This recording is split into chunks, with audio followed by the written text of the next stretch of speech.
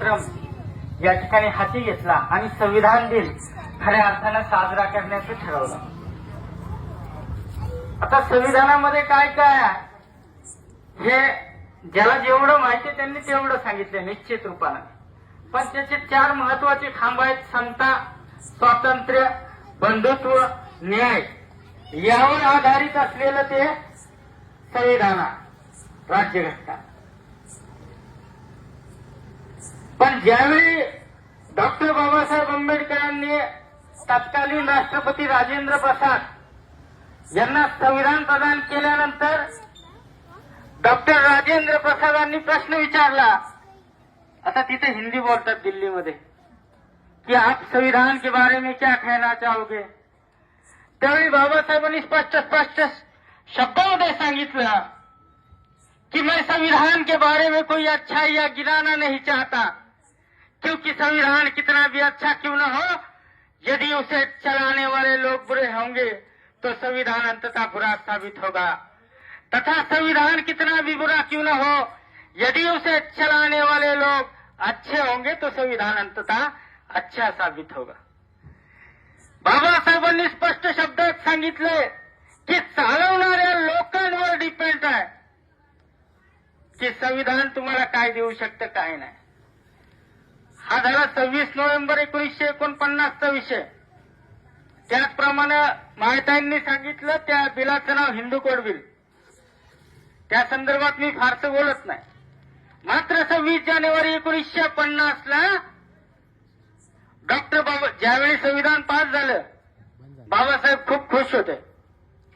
कारण मी आता बऱ्याचदा पाहिलं, बऱ्याच ठिकाणी पाहिलं की 15 ऑगस्ट 26 जानेवारीला शहीदांवर गाणी लिहिली जातात, मात्र याचा काही संबंध नसतो कुठं. 26 जानेवारी 1950ला विशेषतः डॉक्टर बाबासाहेब आंबेडकरांचं महत्व आहे, संविधानाचं महत्व. आणि संविधान पास झाल्यानंतर 26 जानेवारी 1950ला बाबासाहेब बेहद खुश होते. खुश असताना दिल्लीमध्ये संसद भवनाच्या आसपास फिरत असताना त्यांना काँग्रेसचे खूप मोठे दिग्गज नेते आचार्य कृपालानी हे त्यांना भेटले आणि बाबासाहेबांना विचारलं की बाबासाहेब आज तुम्ही का खुश आहे 27 जानेवारी 1950चा दिवस. तर बाबासाहेब म्हटले आज मी खुश आहे.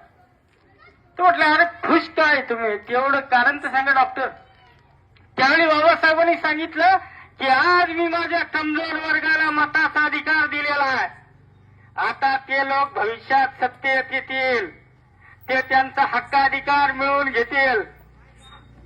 त्यावेळी आचार्य कृपालानी हसला आणि बाबासाहेबांना म्हणाला बाबासाहेब विसरू नका, तुमचा समाज लाचार गुलाम आहे. तुमचा समाज लाचार आणि गुलाम आहे. आम्ही त्यांना पैसे देऊन विकत घेऊ. बाबासाहेब 5 मिनिटं, 2 मिनिटं, 15 सेकंद किंवा 1 मिनिट स्तब्ध झाले, शांत झाले. आणि शांत झाल्यावर पुन्हा बाबासाहेब त्यांच्याशी बोलले आचार्य कृपालानींशी की हा मला माहित आहे, माझा समाज गरीब आहे, लाचार आहे, तो विकला जाईल. पण ज्या दिवशी त्याला त्याच्या मताचं महत्व कळेल ना त्या दिवशी काँग्रेस सारखा भिकारी पक्ष या देशात नसेल. बाबासाहेब बोललेत, मी नाही. आणि लिखित आहे बाबासाहेबांच्या खंडांमध्ये, जे काय खंड आहेत बाबासाहेबांचे त्यामध्ये. पण परिस्थिती उलटी दिसते. चर्चा संविधानाची करतोय, चर्चा राज्यघटनेची करतोय, पण 500, 1000, 2000ला बोलतोय. तिकिटासाठी बोलतोय, कोण शेटच्या पाय सोडायला तयार नाहीत. कोण ते म्हणतात ना दादा, अण्णा, तात्या, नाना जे जे असतात ज्या ज्या भागात सरपंच, त्यांचे पाय सोडायला तयार नाही. पण बाबासाहेबांनी सांगितलंय, आता माहित्यांनी माझ्या अगोदर सांगितलं की अंबानी असेल किंवा माझ्यासारखा भिकारी कार्यकर्ता असेल, एक माणूस, एक मत, एक मूल्य, अशी परिस्थिती बाबासाहेबांनी निर्माण केलेली आहे. आणि ती तुमच्या माझ्या हितासाठी निर्माण केलेली आहे. तुम्हाला तुमचं मताचा अधिकार आहे तो फुकट मिळालेला बाबासाहेबांच्या संघर्षामुळं. पण हाच संघर्ष जर तुम्ही जगाचा इतिहास वाचाल तर साऊथ आफ्रिकेमध्ये काळा आणि गोरा भेद होता. नेल्सन मंडेला नावाचं व्यक्तिमत्व नेमकं योगायोग 6 डिसेंबरला त्यांचाही मृत्यू झालाय आणि आता झालाय मला वाटतं 7-8 वर्ष झाले. त्यांना 27 वर्ष झेल भोगावी लागली मताचा अधिकार प्राप्त करायसाठी. आणि मताचा अधिकार प्राप्त करायसाठी जो काही संघर्ष करावा लागतो ना तो नेल्सन मंडेलाने केला. 27 वर्ष झेल भोगून आल्यानंतर तो त्यांच्या देशाचा राष्ट्रपती झाला. मताची किंमत मोजली ना. तुम्हाला आणि मला मताची किंमत मोजावी लागली नाही. मला तर असं वाटतं जे भीक मागतात ना 1000-2000 रुपयासाठी आता भटकत होते ना विधानसभेला जे फिरत होते काय ते रडत होते काय आम्हाला पैसे नाही आले आम्ही मतदान सुद्धा करायला जाणार नाही म्हटले. आणि अक्षरशः मी हे अवस्था बघून रडलेलो सुद्धा आहे. म्हणजे आता नाही आता कणखर झालो. पण जवळची लोक अशी फिरत होती जशी यांनी पैसेच बघितले नाही. अरे यार आपल्यासारखं मटण कोण खात नाही राव. रोज मटण खातो आपण. त्यांच्या मटणासाठी दिवस रात्र हिंडत होतो. मटणाच्या बोटासाठी दारूच्या घोटासाठी आणि कागदी नोटांसाठी बाबासाहेब विकायला निघणारे लोक. आणि फुलेशाह आंबेडकर तुम्ही जर सांगत असाल तर त्याला किंमत नाही. तुम्हाला जर बाबासाहेब सांगायचं असेल खऱ्या अर्थानं तर नका पाया पडू याच्या त्याच्या. मी म्हणत नाही मी ज्या पक्षाचं काम करतो त्यालाच मतदान करा कुणाला बी करा पण बिगर पैसे घेता करा. आणि मला ठाऊक आहे ज्या दिवशी तुम्ही बिगर पैसे घेता मतदान करताना निळ्या झेंड्याचं सरकार बनन खऱ्या अर्थानं त्या दिवशी. कारण बाबासाहेब असं म्हटलेलं आहे माणूस एकदा नाही 2दा मरतो. माणूस तर बाबासाहेबांना सुद्धा प्रश्न विचारला तुम्ही तर नास्तिक आहे तुम्ही कसं काय म्हणता माणूस 2दा मरतो. त्यावेळी बाबासाहेबांनी सांगितले माणूस एकदा नैसर्गिकरित्या मरतो. दुसऱ्यांदा त्यावेळी मरतो ज्यावेळी त्याचे विचार मारले जातात त्याची स्वप्न मारली जातात ना त्यावेळी तो दुसऱ्यांदा मरतो. बाबासाहेब आज पण जिवंत आहेत. कारण माझ्यासारखे फार बारके छोटे कार्यकर्ते सगळीकडे थोडे आहेत.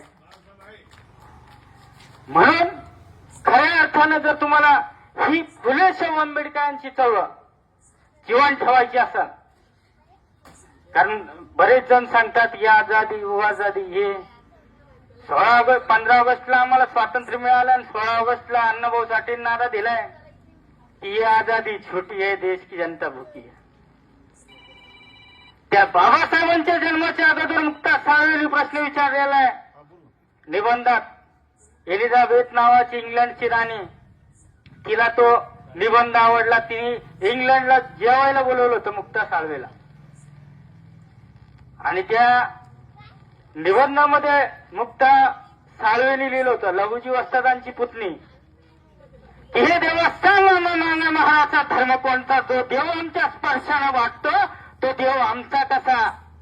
हा प्रश्न बाबासाहेबांच्या जन्माच्या अगोदर मुक्ता साळवेंनी विचारला आणि त्याचं उत्तर डॉक्टर बाबासाहेब आंबेडकरांनी 14 ऑक्टोबर 1956 दिलेलं. ही खऱ्या अर्थानं महापुरुषांची जी काय नाळ आहे ती जोडणं खऱ्या अर्थानं गरजेचा. नाही तर आम्ही इतर कार्यक्रम निश्चित करतो करा माझं काय बंधन नाही. पण जर खरंच संविधान दिवस साजरा करायचा आहे ना किंवा रोज जयभीम करा. अरे आम्ही संडासला गेलो तरी आमचा संडासात सुद्धा जयभीम होतो राव. आणि मतपेटीत का जयभीम होत नाही. मग मतपेटीत जयभीम व्हायला पाहिजे खऱ्या अर्थानं. का दिवसभरात 50 वेळा जयभीम करायचं त्याला काय किंमत आहे. 5 वर्षात एकदाच जयभीम करा.